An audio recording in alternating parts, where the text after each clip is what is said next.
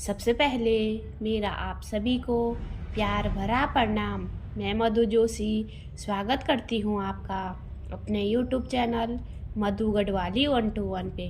तो दोस्तों, आज की वीडियो में मैं आपको महाशिवरात्रि की कथा सुनाऊंगी। आप भी मेरे साथ शिव पुराण में वर्णित महाशिवरात्रि पर एक शिकारी की कथा का श्रवण कीजिए। कथा ध्यान पूर्वक और पूरी जरूर सुनिएगा। महाशिवरात्रि कब मनाई जाती है? फाल्गुन कृष्ण पक्ष की चतुर्दशी को शिवरात्रि का व्रत आता है। इस दिन शिवजी और पार्वती जी की पूजा करते हैं। रोली मोली चावल, पान सुपारी, लौंग, इलायची, चंदन, दूध, दही, घी, चीनी, शहद, फल फूल, कमलगट्ठा, धतूरा, बेलपत्र, प्रसाद, दक्षिणा चढ़ाकर, धूप दीपक जलाकर रात्रि को जागरण करें। तब ब्राह्मण से पूजा पाठ करवाएं, 4 बार आरती उतारें, शिवजी का भोग लगाकर सबको प्रसाद बांटें।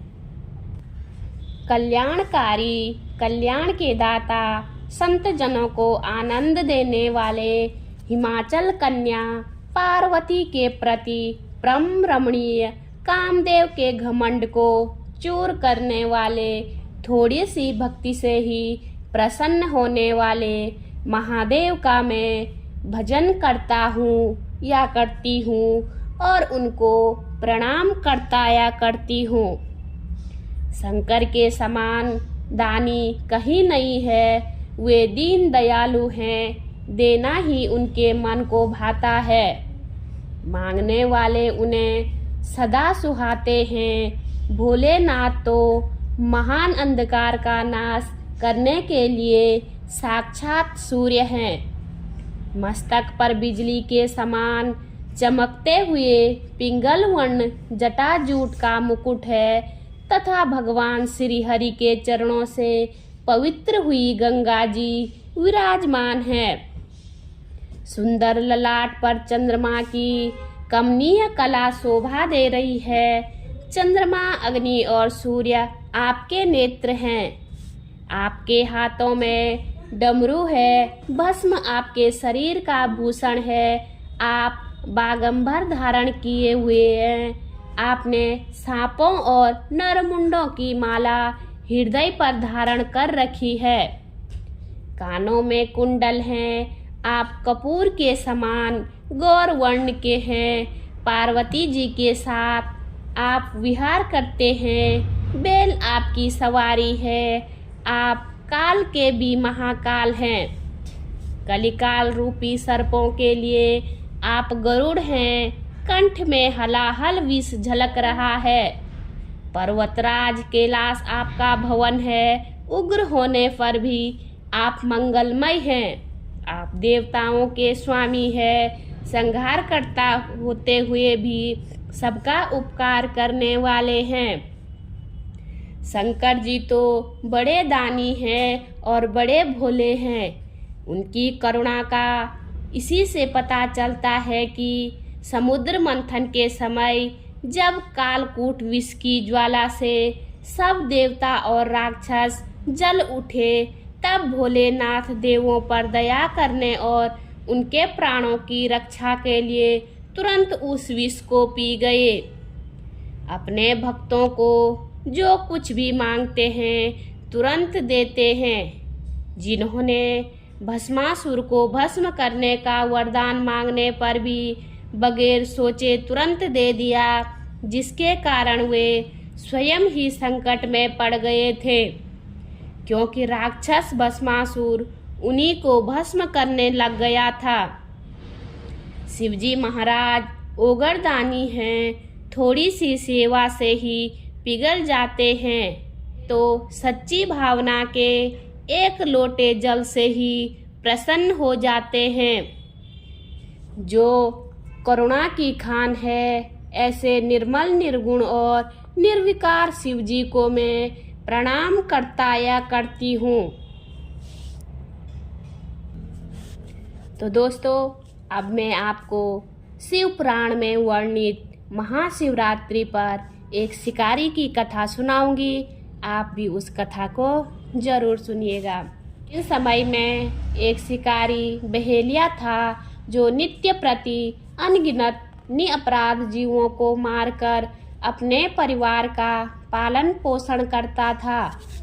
एक बार पूरे जंगल में विचरण करने पर भी जब उसे कोई शिकार न मिला तो क्षुधाकुल एक तालाब के किनारे वह गया। उसी स्थान पर एक बेल के वृक्ष के नीचे शिवलिंग स्थापित था।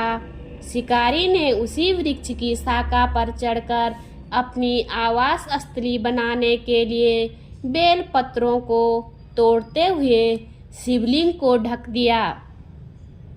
दिन भर की भूख से व्याकुल उस शिकारी का एक प्रकार से शिवरात्रि व्रत पूरा हो गया।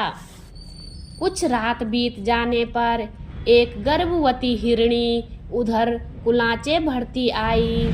शिकारी उसे मारने को तैयार हो गया।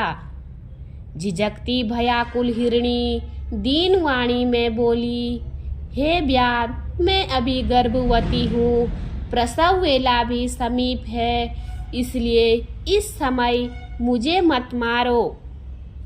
मैं प्रजनन क्रिया के बाद शीघ्र ही आ जाऊंगी। शिकारी उसकी बातों को मान गया। थोड़ी रात व्यतीत होने पर एक दूसरी मृगी उस स्थान पर आई। शिकारी ने निशाना साधते ही उस मृगी ने भी निवेदन किया कि मैं अभी ऋतु क्रिया से निवृत्त हूँ, इसलिए मुझे पति से मिलने दीजिए, मारिए नहीं। मैं मिलने के पश्चात स्वयं तुम्हारे पास आ जाऊंगी। बहेलिया ने उसकी भी बात को स्वीकार कर लिया। रात्रि की तृतीय बेला में एक तीसरी हिरणी छोटे छोटे बच्चों के साथ उसी जलाशय में पानी पीने आई। बहेलिया ने उसको भी देखकर धनुष बाण उठा लिया। तब वह हिरणी कातर स्वर में बोली, हे व्याध, मैं इन छोटे बच्चों को हिरण के संरक्षण में कर आऊं तो तुम मुझे मार डालना। शिकारी ने दीन वचनों से प्रभावित होकर इसे भी छोड़ दिया। प्रातः काल के समय एक मांसल बलवान हिरण उसी सरोवर पर आया। शिकारी ने पुनः अपना स्वभाव अनुसार सरसधान करना चाहा। यह क्रिया देखते ही हिरण शिकारी से वो प्रार्थना करने लगा, हे व्याधराज, मुझसे पूर्व आने वाली 3 हिरणियों को तुमने मारा है तो मुझे भी मारिए, अन्यथा अगर वे तुम्हारे द्वारा छोड़ दी गई है तो मुझे भी मिलकर आने पर मारना। मैं ही उनका सहचर हूँ। हिरण की करुणामयी वाणी सुनकर शिकारी ने रात भर की बीती बात कह सुनाई तथा उसे भी छोड़ दिया। दिन भर उपवास, पूरी रात जागरण तथा शिव प्रतिमा पर बेलपत्र गिरने चढ़ाने के कारण शिकारी में आंतरिक सुचिता आ गई। उसका मन निर्दयता से कोमलता में बदल गया। हिरण परिवार को लौटने पर भी न मारने का निश्चय कर लिया। भगवान शंकर के प्रभाव से उसका हृदय इतना पवित्र तथा सरल हो गया कि वह पूर्ण अहिंसावादी बन गया। उधर हिरणियों से मिलने के पश्चात हिरण ने शिकारी के पास आकर अपनी सत्यवादिता का परिचय दिया। उनके सत्याग्रह से प्रभावित होकर शिकारी अहिंसा परमो धर्मों का पुजारी हो गया। उसकी आंखों से आंसू झलक आए तथा पूर्व कृत कर्मों पर पश्चाताप करने लगा। इस पर स्वर्गलोक से देवताओं ने शिकारी की सराहना की तथा भगवान शंकर ने 2 पुष्प विमान भेजकर शिकारी तथा मृग परिवार को शिवलोक का अधिकारी बना दिया। बोलिए शिव शंकर भगवान की जय, पार्वती माता की जय। उम्मीद करती हूँ आपको वीडियो पसंद आई होगी। वीडियो पसंद आए तो वीडियो पे लाइक कीजिए, कमेंट कीजिए, अपने दोस्तों के साथ शेयर कीजिए।